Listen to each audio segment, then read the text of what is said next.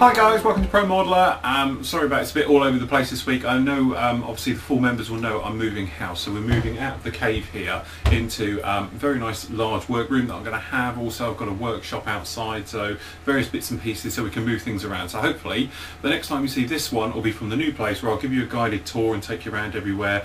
Other things that we can improve. I've got a proper little studio for doing the filming as well, which I have 2 cameras so we can do close-ups as well as overall views and various bits and pieces. So hopefully it'll make it a bit more interactive and things like that. So things are totally up in the air. Orders are still going out, obviously, for people if you're buying direct off the website. They're still going out, but some days it's not exactly the same day. It may be the day after, 1 or 2, but by Tuesday next week everything will be back online. Did think we were going to have a bit of problem with the internet connection with the broadband of things going to the new house, but it looks like that's all been sorted and will be okay. But this is BT we're talking about here in the UK, and they tend to tell you one thing and then be something totally different. Anyway, so all going well, we should be back up to speed and everything mid next week. The big move itself is over Friday and the weekend, but then hopefully say Monday, Tuesday be back to normal, and then on Friday's blog next week then we'll get together and I'll take you around everywhere and we go like that. Couple of things to mention.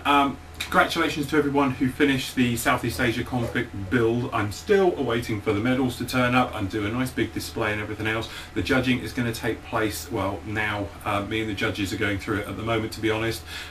Great entries right the way through. A couple of things been mentioned about, obviously the guys who use a lot of aftermarket parts, and for the guys who use very little, you know, certainly out of the box as well, about having 2 things.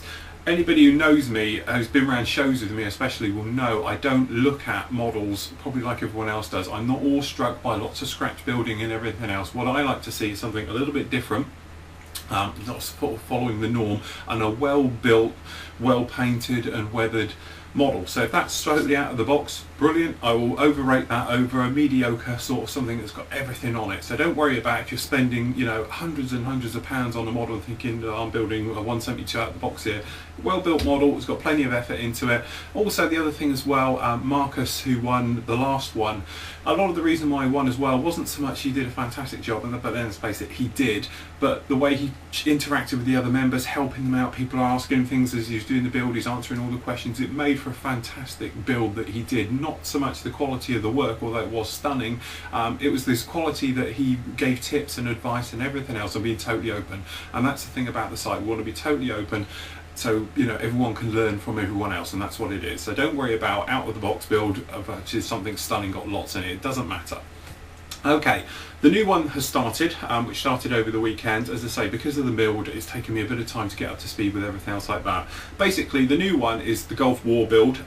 It didn't make it the Great Patriotic War. It went 50-50 split all the way to the line. They both had 31% or 30% until the day before when the Gulf War build suddenly took off, and we had a few more votes for that, so that's the one we're doing. You know, okay, there's lots of people saying about it's not as interesting and everything else. Guys, we all come together at this, build something. It's what it's all about. It's not so much what we're doing, it's how we're doing it together as a group, helping each other out with things. And I've been looking through the forums, although I haven't had much time to post on it this week, because obviously because of the other things. But certainly it's great the way people are coming in with advice, especially things like the kits. One of them I was reading about, one of the guys is doing a Strike Eagle, and they were saying, like, don't forget you don't have to change the kit because it's right for that time period. You know, the Strike Eagles went out really still being evaluated, and certainly got there. It's only when they were there they could use cluster bombs and things like that.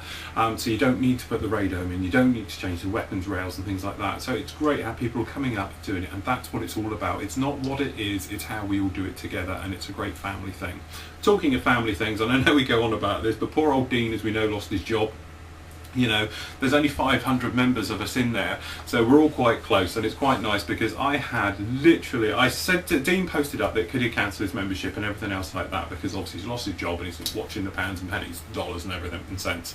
So I emailed him straight back and said, forget it, don't worry about it. When you get yourself straightened out, just start your subscription, you're a good member, you know, we can cover the cost, the site is paying for itself, so it doesn't make any difference. So anyway, next thing you know, my inbox filled up with loads of people saying, put me down, I'll pay for 2 months for Dean, I'll pay for 2 months, I'll pay 3 months, I'll pay a year, whatever, and it just filled up completely. And I said to everyone, I was like sort of PMing back saying, don't worry about it guys, it's all covered, everything else. But it's great how everybody literally jumps on everyone to help each other out. Well done guys, great site, and it's all down to you, so thanks a lot. Talking of the new build, because you get sidetracked there, it's sponsored by our new sponsors for this one, which for MDC, which is for Models Design Construction.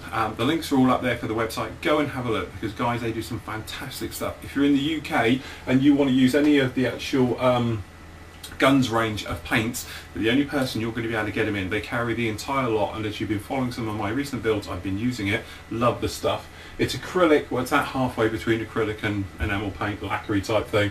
Hard as nails, goes on, lovely finish, especially if you use it with their thinners as well, which is the Mr. Thinner like that. Really does work exceptionally well. So what you're going to see now is one of the members had trouble with his Evolution airbrush. Now, Anthony was having loads of trouble, which a lot of you have, with spitting and blurking and all the other bits and pieces with it. So what you're going to see is from where he sent it to me, I sit down with a camera here on the desk, and you're going to see it from start to finish of what I did to it. Okay, in true Philip Flory Pro Modeler style, somehow I've managed to leave the SD card, which had obviously Armica's various bits. Anthony's airbrush is down at my new place and not here where I'm doing this right now. So what I'm going to do is quickly reenact exactly what happened, which is a bit annoying. Okay, so what I basically did, got it out of the box, plugged in my air supply straight in the bottom, and immediately pulled the trigger, and it doesn't sound totally right. Now, to put this into perspective, if you put a drop of fluid in it, immediately I had bubbles coming out the end just like this. Okay, so two things it could be: one, the needle's completely blocked and obviously it's only got one way out, so it's coming back up, or it's just a little bit loose. So all I did first time, I just grabbed the needle and twisted it a little bit tighter, and then immediately no wet bubbles, and it came up. Secondly, as I spoke about before, the airbrush was running on just a little bit, so I slightly loosened off this bottom, what we call air valve stem or whatever it is, just down the back here. Okay, and immediately it went a lot sharper. So we basically got it all sorted out then. So the airbrush sounding and feeling as it should by two little simple things: tightening up the front little cover here at the front end, and then obviously just loosening off the actual air stem. It's not the connector where the air goes into, in the bottom here. Obviously, if I just grab my spare one here, I can show you what I mean. It's not this one being too tight here, screwing in. It's physically the body part that goes up inside the actual airbrush, this bit here, so what we call the air stem, and on the top you've got a little nipple at the top which goes up. Now the thing is, if you use really harsh solvents and perhaps IPAs and that to clean your airbrush, this little rubber O-ring at the top here swells up, gets brittle, and then clamps itself around the little nipple at the top. So you could replace that. They're only about £2.33. I have a word with Paul on the site at Little Cars. He carries all the spares for these and has got them there, so you have a word. But if you do over tighten it, I bet I can get it to do it, so let's tie that right up. If you can hear, you hear it running on. If I hold it down, there you go, see it's running on. Okay, now all we do is slightly loosen that off a bit here. No problem at all. Okay, so that was basically what I did and cured the two problems that I could see immediately with it. Next thing I did was whip out the needle and just whip the front off, and admittedly I've got one of these little tools here which Paul's going to have to owe me for advertising rates on this one, but there again, they're available through Little Cars. Paul's got them because I got this one off him the other week, to be honest. Okay, went straight in the back and gave this a clean round, pulled it out, and I've got a little bit there, but to be honest, Armica's was a little bit more grubby than that, not massively. And then next thing I did was give this a mini strip, if you like. So literally I had the back end off completely and out, and I basically went through with the little brush right the way through to the end, both ends, in and all of that, and it was pretty well dirty in there. It does paint up one of these little brushes. You can buy them as separates. Pipe cleaner probably do the same thing, to be honest, if you've got a small enough one, but this gets in there and got out a lot of grey paint. Okay, so that's it really for this week. As I say, wish me luck with the move. nightmare.